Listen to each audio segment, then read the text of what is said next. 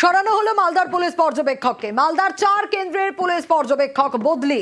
তৃণমূলের অভিযোগে বদল পুলিশ পর্যবেক্ষক। পুলিশ পর্যবেক্ষক জয়ন্ত কান্তের বিরুদ্ধে অভিযোগ তৃণমূলের। পুলিশ পর্যবেক্ষক জয়ন্ত কান্তর স্ত্রী বিজেপি নেত্রী। তৃণমূলের অভিযোগে সরিয়ে দেওয়া হলো জয়ন্ত কান্তকে। মালদার 4 কেন্দ্রের নয়া পুলিশ পর্যবেক্ষক হৃদয় কান্ত।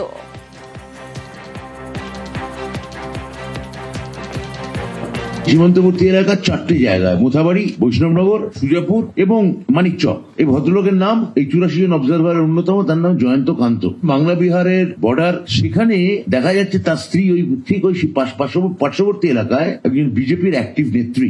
ইনি আমাদের অবজারভারের স্ত্রী।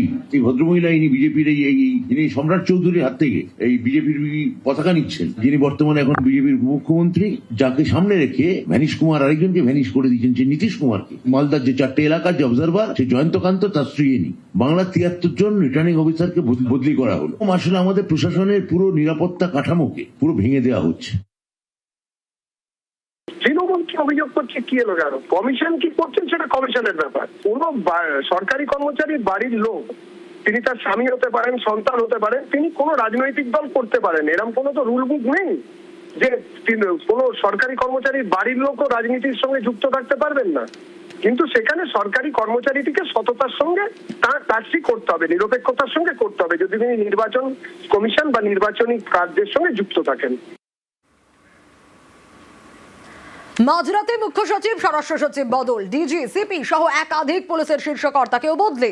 কমিশনের নির্দেশে পদে আসা অফিসারদের বার্তা মমতা বন্দ্যোপাধ্যায়ের।